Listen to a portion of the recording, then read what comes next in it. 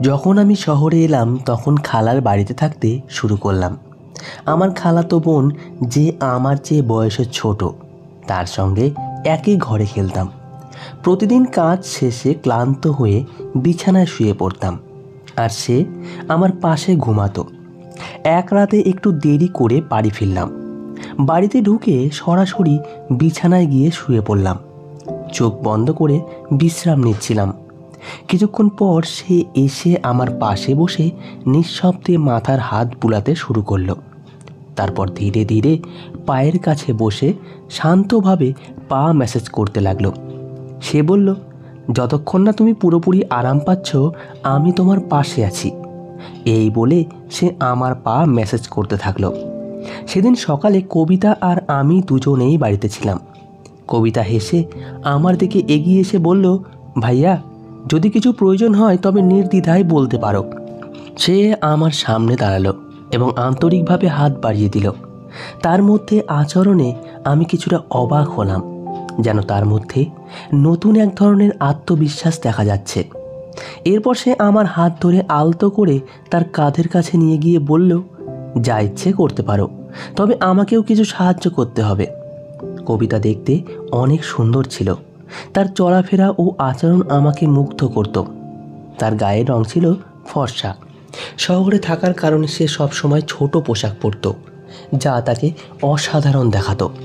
তবে সে আমার সাথে এমন কিছু আচরণ করবে তা আমি ভাবতে পারিনি।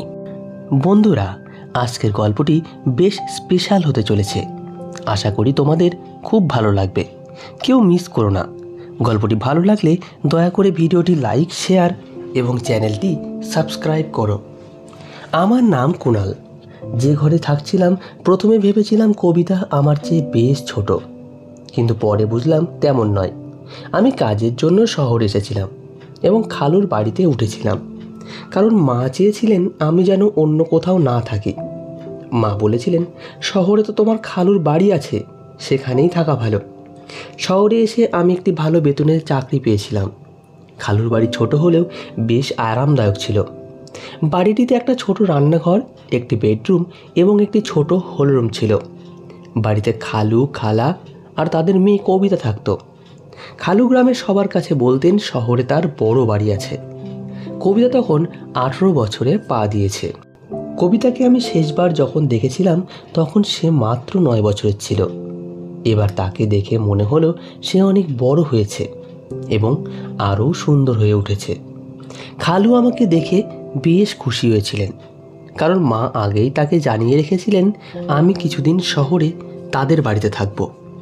যদিও আমার ভালো বেতনের চাকরি ছিল, মা সবসময় বলতেন অন্য ছেলেদের সাথে থাকলে আমি হয়তো খারাপ হয়ে যাব। তাই মায়ের ইচ্ছাতেই খালুর বাড়িতে থাকার সিদ্ধান্ত নিচ্ছিলাম। খালুর বাড়িতে কবিতার জন্য একটা ছোট্ট ঘর ছিল, সেখানে সে থাকতো। আর খালু, খালা নিজেদের হলরুমে ঘুমাতেন। আমি খালুকে বলেছিলাম মাঝে মধ্যে কাজ করতে করতে দেরি হয়, তাই আলাদা ঘরের প্রয়োজন। খালু বললেন আমি যেন কবিতার ঘরেই থাকি। কবিতা তখন কিছুদিনের জন্য হলে চলে গিয়েছিল, আর আমি তার ঘরে থাকছিলাম। কয়েকদিন পর কবিতা বলল হলে তার ঠিক মতন ঘুম হচ্ছে না, তাই সে আবার ঘরে ফিরে এলো। এরপর থেকে আমরা একসঙ্গে ঘুমাতাম। কবিতা দেখতে সুন্দর এবং তার বয়সও বাড়ছে। সেই রাতগুলোতে কখনো ঘুমের মধ্যে ভুল করে আমার হাত তার দিকে চলে যেত, কিন্তু আমি দ্রুত নিজের হাত সরিয়ে নিতাম। এক রাতে অনুভব করলাম সে যেন আমার পাশে আরও কাছে এসে শুয়ে আছে। ভেবেছিলাম হয়তো কাকতালীয় ঘটনা, তবে পরের রাতগুলোও এমন অনুভূতি হচ্ছিল। খালুর বাড়িতে থাকতে থাকতে 20 দিন পার হয়ে গেছে, আর এই সময়ে কবিতা আমার খুব কাছের মানুষ হয়ে উঠেছে। মাঝে মাঝে আমরা অনেক রাত জেগে গল্প করতাম। কবিতা আমার বিষয়ে জানার জন্য বেশ আগ্রহী ছিল, যা আমাকে বারবার ভাবাতো। খালা আমাদের কথা বলতে দেখলেও কিছু বলতেন না, কারণ তিনি আমাকে বিশ্বাস করতেন। এক রাতে আমি দেখলাম কবিতা তার ফোনে কিছু দেখছে। কৌতূহলবশত তার ফোনে উকি দিতে গেলাম, কিন্তু সে সঙ্গে সঙ্গে ফোন বন্ধ করে দিল। আমি মজা করে ফোনটি দিতে বললাম, কিন্তু সে না দেওয়ার জন্য অনুরোধ করল। কিছুক্ষণ পর দেখি সে ঘুমিয়ে আছে। তার ফোনটি মাথার পাশে রাখা ছিল। আস্তে করে ফোনটি হাতে নেওয়ার চেষ্টা করলাম, তখন সে পাশে ফিরল আর আমার হাত তার গায়ে পড়ল। তার মুখে মৃদু হাসি দেখে বুঝলাম সে আসলে ঘুমায়নি। কিছুক্ষণ পর আমি চুপচাপ ঘুমিয়ে পড়লাম।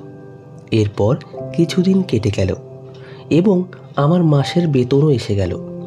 খালুর বাড়িকে নিজের বাড়ির মতো মনে করে কবিতার জন্য একটি নতুন পোশাক, খালুর জন্য ফর্মাল পোশাক আর খালার জন্য একটি সুন্দর শাড়ি কিনে বাড়ি ফিরলাম।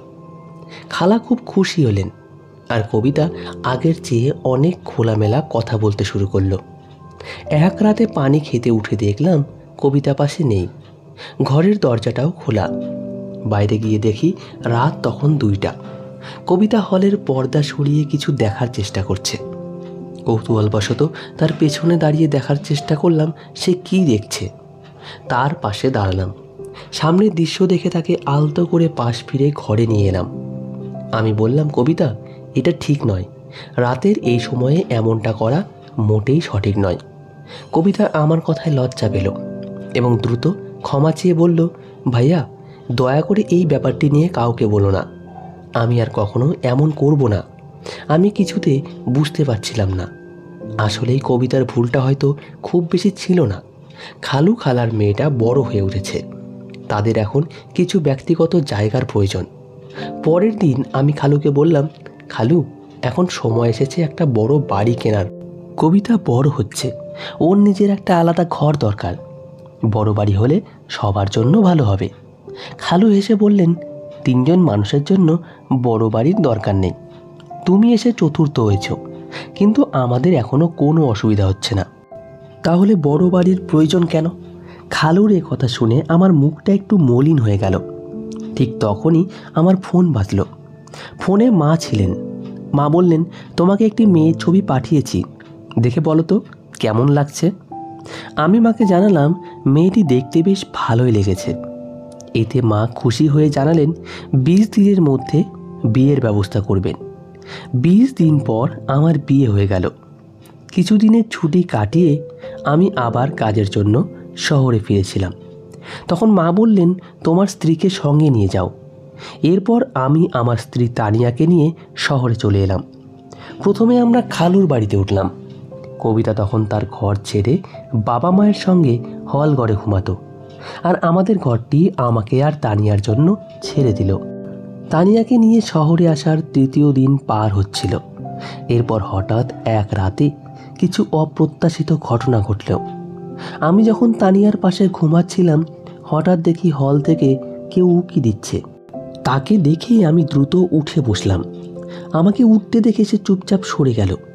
তখন আমি ভাবতে লাগলাম, যদি তানিয়া এই শহরের পরিবেশে মানিয়ে নিতে পারে, তাহলে আগামী মাসেই আমরা আলাদা থাকার জন্য একটি ঘর খুঁজে নেব।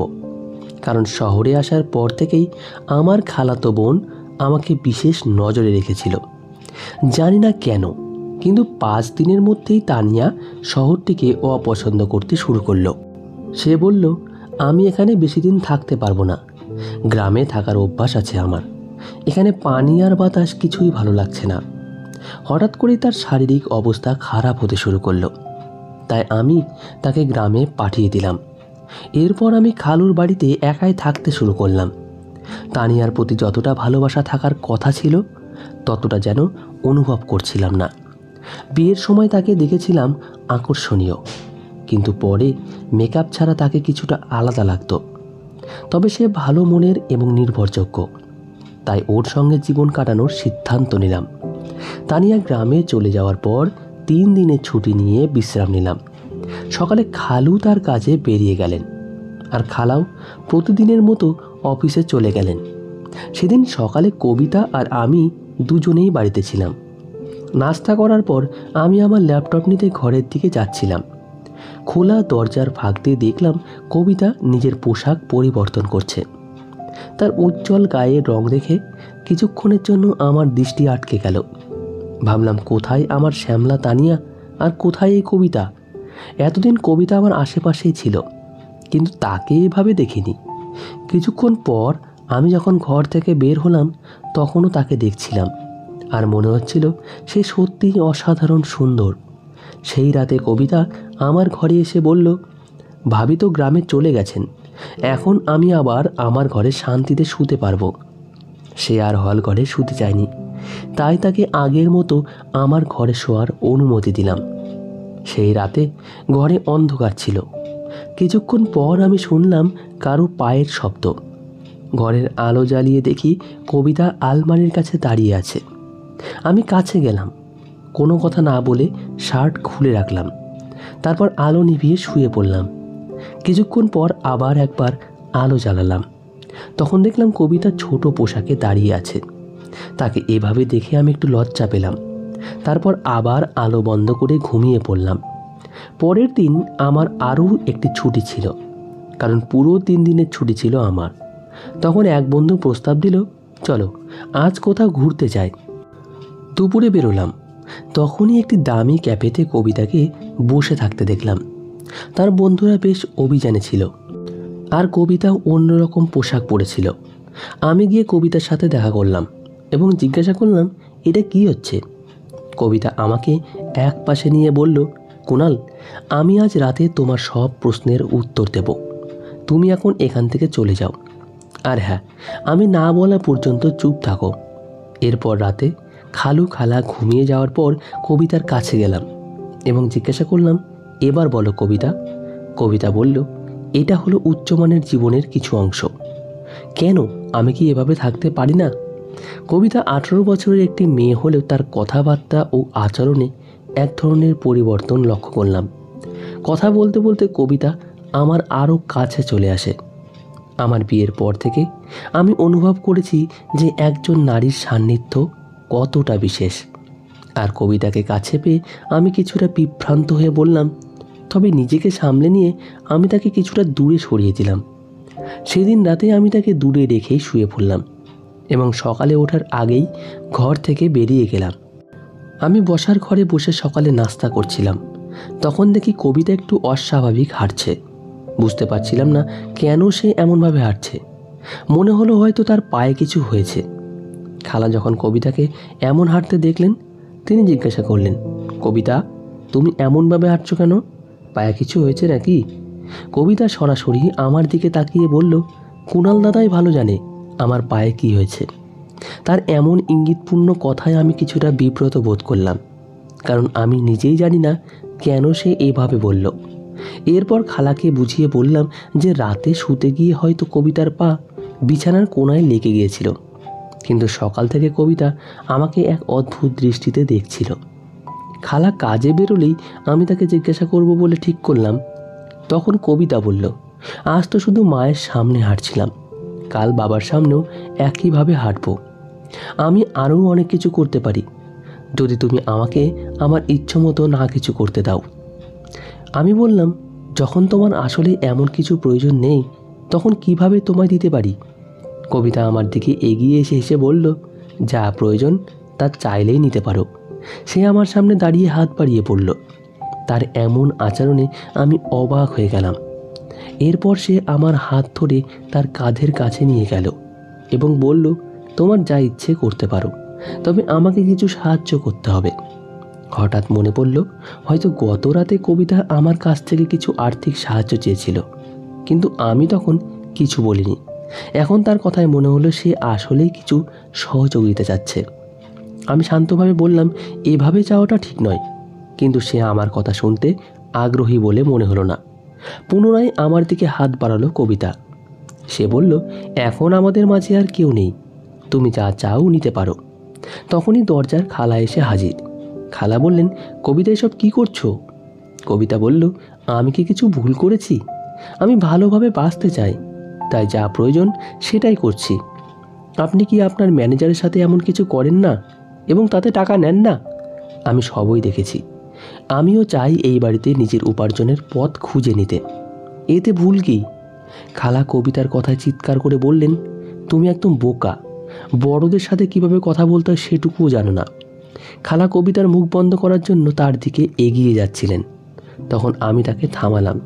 খালাকে জিজ্ঞেস করলাম, কবিতা যা বলছে সেটা কি সত্য? খালা মাথা নিচু করে চুপ রইলেন, কিছু বলতে পারলেন না। আমি বললাম, খালা, আপনি জানেন এসব দেখে কবিতা কতটা প্রভাবিত হয়েছে? আমি এই বাড়িতে আসার পর একবার নয়, একাধিকবার কবিতাকে আমার পকেট থেকে টাকা নিতে দেখেছি। আপনারা এমন আচরণ করলে কবিতাও আপনার কাছ থেকে তা শিখবে। এখন সময় এসেছে তাকে সঠিক পথ দেখানোর। খালা কবিতার দিকে তাকিয়ে বললেন, কবিতা, আমাকে ক্ষমা করো, আমি আজ থেকে চাকরি আর ম্যানেজারের সাথে সম্পর্ক ছেড়ে দেব। কবিতা বলল, মা, আমি ইচ্ছে করে এসব করেছি যাতে আপনি এই পথ ছেড়ে দেন। কুণাল দাদাভাইয়ের সামনে সব বলার কারণও ছিল। কবিতা ও আমি মিলে খালাকে তার ভুলের কথা বোঝালাম। খালা আমাদের কথাই মেনে নিলেন এবং খালুর সাথে শহরের বড় বাড়িতে থাকার সিদ্ধান্ত নিলেন। খালু ছোট বাড়িটি ছেড়ে বড় বাড়িতে স্থানান্তরের কথা বলার পর খালা ও কবিতা দুজনেই খুশি হলেন এবং আমাকে ধন্যবাদ দিলেন। সেই দিন থেকে খালু নিজের অতিরিক্ত সাশ্রয়ী মনোভাব কমিয়ে আনলেন। এই গল্প থেকে শিক্ষা পাওয়া যায় যে পরিবারের মানুষদের খুশি রাখা, ভালোবাসা ও যত্ন দেওয়াও প্রয়োজন। যদি কারো সাশ্রয়ী মনোভাব মাত্রা ছাড়িয়ে যায় তবে পরিবারের সদস্যদের ওপর নেতিবাচক প্রভাব ফেলতে পারে। পরিবারের সমস্যা এলে তা নিয়ে খোলামেলা আলোচনা করলে সমাধানের পথ খুলে যায়। গল্পটা কেমন লাগলো জানাতে ভুলবেন না। আরও এমন শিক্ষণীয় ও রোমান্টিক গল্প শুনতে চাইলে ভিডিওটি লাইক, শেয়ার এবং চ্যানেলটি সাবস্ক্রাইব করতে এবং বেল আইকনটি ক্লিক করতে ভুলবেন না। ধন্যবাদ আপনাদের। ভালো থাকবেন, সুস্থ থাকবেন।